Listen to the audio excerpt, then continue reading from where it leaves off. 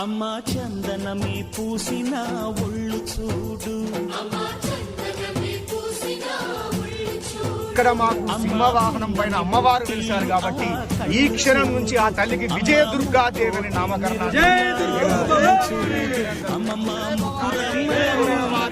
బంగారమై మరి అడిగిన వారికి ఏదనుకున్న సంపదలను, ఆయురారోగ్యాలను, పిల్లా పాపలను, ధనధాన్యాలన్నీ కూడా ఆ తల్లి ప్రసాదించాలని మనసారా కోరుకుంటున్నాం. మళ్ళీ వెళ్ళేటప్పుడు స్వాములకు మాట్లాడారు.